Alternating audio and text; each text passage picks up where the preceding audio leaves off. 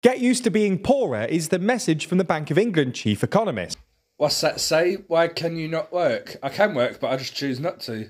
So thank you, taxpayers. You work, so I don't have to. People know that when their bills arrive, they can either cut their consumption or they can get higher salary or higher wages, go out there and get that new job. Your generation have got 2 and 3 jobs. We never had 2 and 3 jobs. We had 1 job. Now everybody works 0 hours contracts, and that never existed when we were young. You know, people now have to do a job in the morning and they work from home in the afternoon, and then they go and work for like Subway or whatever on an evening just to start trying to make money to buy a house. People turn around and go, oh, we worked harder then. I didn't have 3 jobs. I wouldn't have handled 3 jobs, you know what I mean? I wouldn't want to be young now because I had it easier then, and I really worry about my kids, I really do. I mean, they're 21 and 25. By the time I was 25, I'd had a brand new car.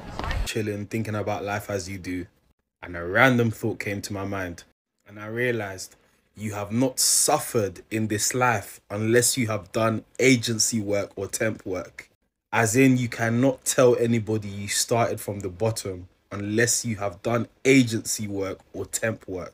And this is no diss to my people that are currently working agency or temp work, because, listen, we're all in this together. None of us are millionaires yet. We're all on our grind, so. But fam, when I tell you, I suffered. And the crazy part is, the worst thing wasn't the work. It wasn't the travel. It wasn't the stuff we had to do. It was the idiotic power tripping team leaders, bosses, managers. So in England, I'm a registered nurse and I work for the NHS. At uni for 3 years, did 2,600 hours of unpaid work. I was getting paid about, to say, £13.85 an hour. In Melbourne, I'm now working in an ice cream shop by the beach, and I just serve ice cream all day, mix smoothies, and I'm getting $30 an hour. In English, pounds is £17. So I'm now getting £17 an hour for serving ice cream, and they're demanding more money. How stupid it is.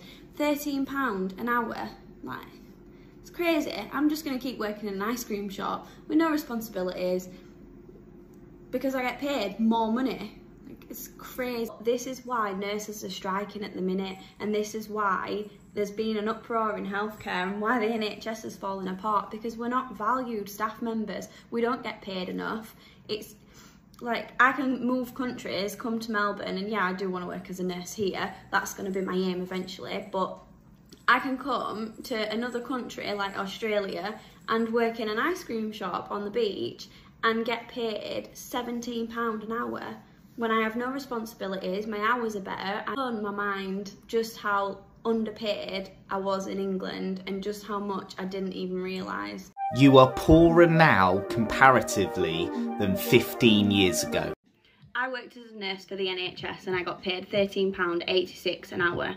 I've now just joined an agency, so I'm agency nursing. I'm going to the same wards, doing the exact same thing. It just means that instead of being employed by the trust, I'm employed by an agency who, when the ward is short-staffed, they will call out to the agency. I book my shifts pretty last minute. However, it's fully flexible. I choose what shifts I want. I choose where I want to go. And I'm now getting paid £20 an hour. That's for Monday to Friday, and then on Saturdays I get 27 something, and then Sundays it's 37, and night shifts is also about 27 something. It's a lot more money. I'm now drawing, like, I can make over £1,000 in a week, whereas when I worked for NHS I was taking home a month after tax about 1,800, and that were on a good week when I'd done overtime as well.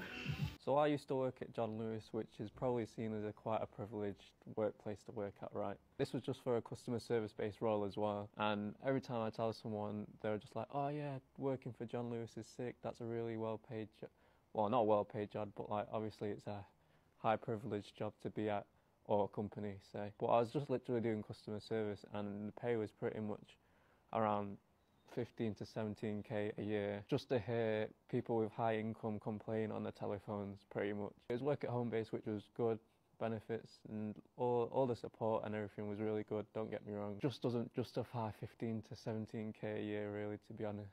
And that's probably another reason why a lot of people aren't going for certain jobs because it might be a reputable company and you might get good benefits for work, but the pay is just not enough at the moment. So a lot of people talk about warehouse and how that job is a nightmare, but who's actually gone into detail as to why the job is a nightmare? Guys, I worked at Amazon warehouse shift. 2 hours in, I walked out because I said no, impossible. I'm not bankrupt. I'm not in severe financial deficit.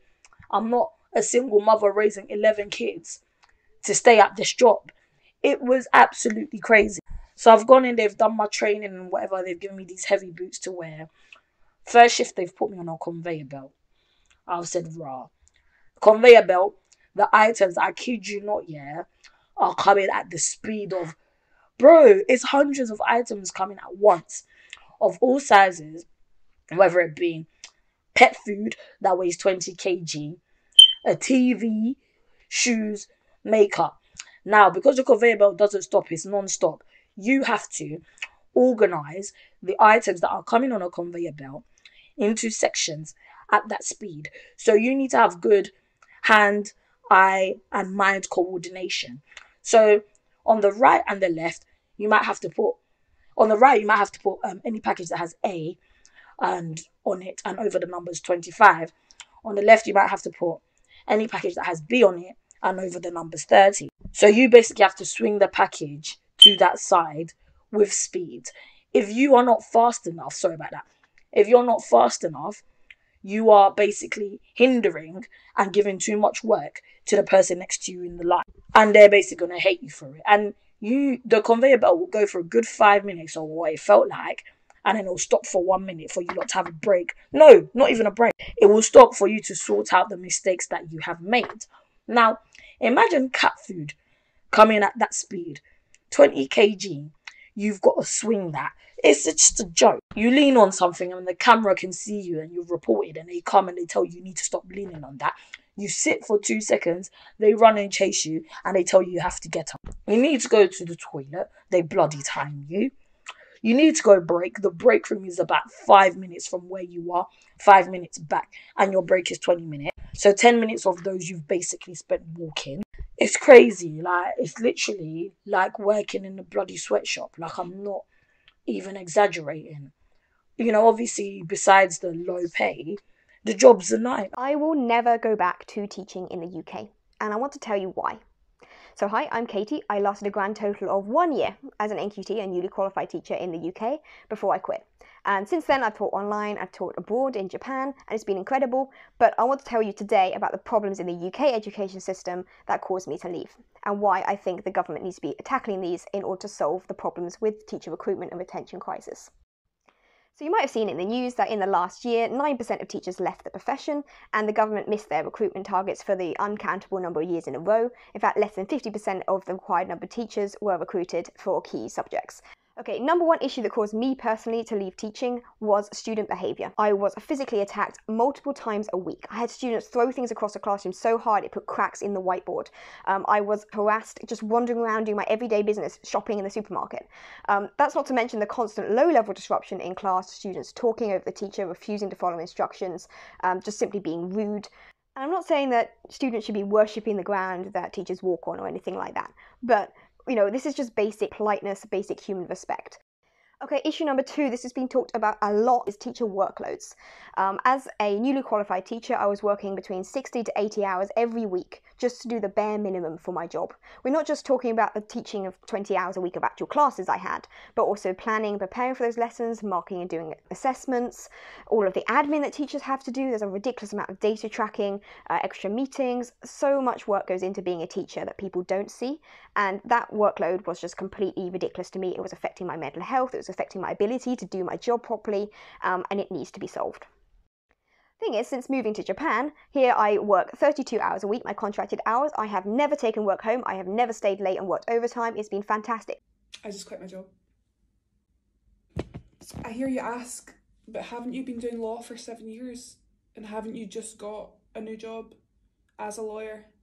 Yes, I have. It's not for me. It's not for me. And that's okay. And it wasn't the company, it wasn't the people. The company, the people were amazing, they were great. It's corporate life. I'm tapping out because it's just not for me. It's not for me. Did we try it? Yes. Did it work? No. And that's okay. Do I know what's next? Also no. Don't know what's next. Earning £120,000 in salary is probably one of the worst things you can do for yourself in the UK. And after living in the UK for just over 2 years and understanding the way the finance system works, I can confidently tell you that it does not pay to be middle class. If you're going to be rich, be rich. And if you're going to be middle class, definitely don't hover around 120k. Because the UK government has this thing that it does where it incentivizes not working hard. And the harder you work and the more money you make, the less you take home. So then when you start to earn about 120k, you lose your personal tax-free allowance of £12,750 and you also lose child benefit. So by the time you add those things together, you're better off earning less than £100,000 to be fair. But please correct me if I'm wrong because I know that I could be wrong. But that's just the 2 cents I've learned about life in the UK. Moral lesson of the story, if you're going to be rich, please earn at least 150k. That way, at least you don't suffer. Ranking the worst jobs I had before being a dancer. Let's go. Number 1, the one that I hated the most, the one that got me really depressed and stressed and everything you can imagine of, is when I was working for Zara. So when I was working in Zara, I was first a sales assistant. So that was okay, to be fair. I was like quite young. I had fun with my colleague. That was decent, to be fair. Even if the customer are horrible, you're a machine, you're a robot, you never ever stop. I didn't need to sign up at the gym. Zara was my gym. Then I got promoted to be a VM, which is a visual merchandiser. You know, it's those people that place the clothes on the floor, etc. and on the window. And at this point, I've never been so depressed and so stressed in my life. The amount of stress your manager and your area manager are giving you and the way they speak to you, the way they treat you, the number of hours I was doing was intense and it was way too much for me. Everyone was speaking Spanish. They didn't bother to speak English even though I could not speak Spanish. They were extremely rude, extremely arrogant. They had no empathy at all. They were talking bad about me or other people in front of other people. Like, it was just working for Zara. If people work for Zara, you know exactly what I'm talking about. It's a very, very toxic environment. And to be fair, when people are like, are you not ashamed? Or are you being treated like an object because you're a stripper? Darling, I'd rather show my tits than working for Zara where people really, truly treat me like shit. Either it's the management or the customers, because oh my god, I could do like so many comedy sketch about like the customer in Zara. They're intense. Number 2, when I was working in Nando's, oh my god, I was working in Nando's Greenwich when they the Olympics in 2012, and let me tell you, when people are hungry, they're nightmares, right? I was running up and down all day long. I was sweating. I was making the food. I was not connecting with anyone, any of my colleagues. I was like, what the hell am I doing here? Like, seriously, I was looking at myself and I was like, is this the life that I want? Bro, this work life is a scam, fam. Why am I busting my ass off for 5 days just to get 2 days off? And that just feels like 6 hours, bro. Like, the ratio's not making sense, fam. Like, how am I seeing my colleagues more than my own family? What the fuck is that all about? Is it worth having a job in the UK anymore? Seriously, just think about it. I mean, I know some people that get paid more to sit at home and claim benefits than they do to have a job. So what's the point? The UK economy is on the decline. Cost of living is going up, inflation is constantly going up, and people are not getting paid as much as they used to be. And that's why we're seeing unions go on strike, and generally civil servants and people go on strike, because they are not happy anymore. They just cannot afford to live and buy basic necessities. As much as I enjoy living in London, I would not recommend it to anyone unless you have a high-paying job. I've lived in New York and London is just a bit cheaper than New York, but the salaries are considerably lower than New York. It doesn't make any sense.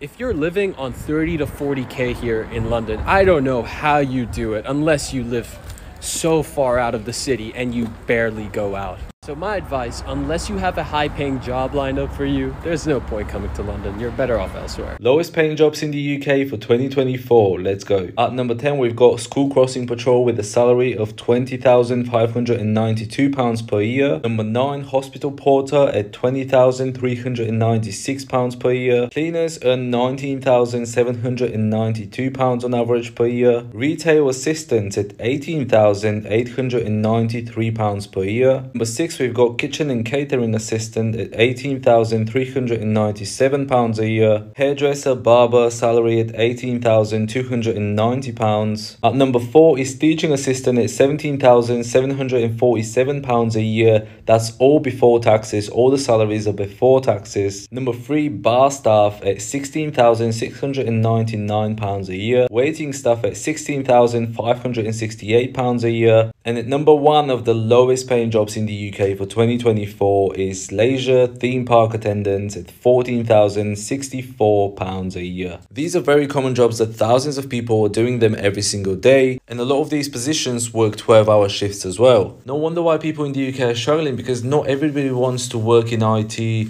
or finance, and anybody who earns under £2,000 a month in the UK after taxes is pretty much on survivor mode. I've been back in England for 2 weeks and I'm already starting to realise why I left in the first place. For those people working in construction outside, this time of year for us is absolutely bullshit. I'm a roofer, and like I say, I've been back for 2 weeks and I've been rained off 3 times. Today I'm supposed to be working, it's going to be raining on and off, so it's not even going to be constant, but in wet conditions I cannot install a fiberglass roof. Which means that today I can't work, and I know there's a lot of other people out there that won't be able to work through these conditions either. So it's all well and good getting this good money working in construction, but you need to be able to go to fucking work to earn it. Probably the main reason why you walk around and you just see everybody depressed all the time. There's just a weird energy in the UK. Nobody's happy to be here. It's cold, it's wet, and it's dark by 4 o'clock. Like, who really wants to go out in the dark? As soon as that dark hits, I just feel like it's night time. It's time for bed. Number 3 is the bubble tea shop I worked at. This is not a picture from my store, by the way, but this is only at number 3. It would have been way higher, except the pay was £5 an hour. I was 18 years old getting paid £5, bro. It was actually slavery. But I'm not going to complain, low-key, because the work was so easy. And obviously, I got free boba every single day. I could make whatever I wanted to. No one could stop me, innit? And literally, I was the only person working. It was such a small store. I'll be the only person from open to close. Obviously, we don't need more than one worker because that wasn't even busy. But yeah, unfortunately, the shop closed down. That's why I'm not there anymore. Last place is Tesco. Tesco gives me PTSD. The amount of stress I was under when I was working at this job, bro. But these people thought I was Superman. They thought I could be doing tills, stocking up the shelves, doing everything all by myself, all at the same time. Because we were very understaffed. Can't even get free meal deals on your break, bro. I thought you can get free food on your break, like a free meal deal, but no, obviously it's a business thing to make money. So like, obviously the benefits aren't really that good. I think it's like 10% discount after you've been there for 3 months. Like the benefits compared to Wingstop and McDonald's, there are no benefits like that. You get me? But I was the only person my age working in the store. It was so dead. Honestly, I hated this job. So the only good thing, yeah, is that the pay was £12 an hour. And they weren't flexible, bro. I worked Mondays, Saturday, Sunday. Monday was 7 to 3. Saturday, Sunday was 3 to 11. And I couldn't change my shift no matter what. Like, it's not a flexible job, for my store at least. These are the worst jobs you can get as a young person, I'm telling you right now. Any sort of warehouse. Listen, you females have it easy, you know, because all you have to do is packing.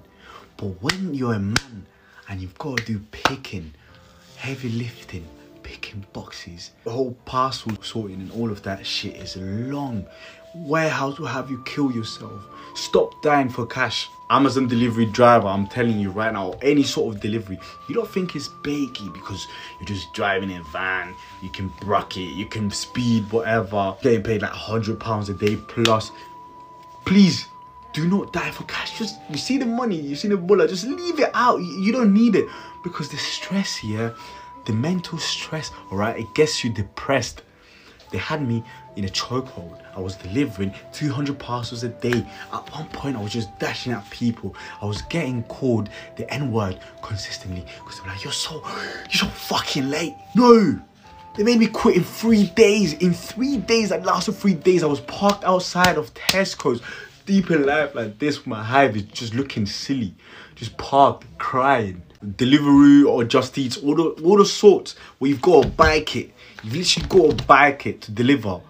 Don't do that. Just imagine winter, especially in the UK. It's winter, it's raining, it's freezing, there's fog everywhere. You're just biking it like some dickhead. You've got snot coming out your nose and your fingertips are frozen. You can't even type to your babe, hi, walk on babes, what you saying? We're linking today, are we cheating? You can't even do that because your fingers are frozen. Don't do that. You young people, stop dying for cash, all right? Just get a normal Tesco's job and you're chilling. Warehouse job is borderline slavery.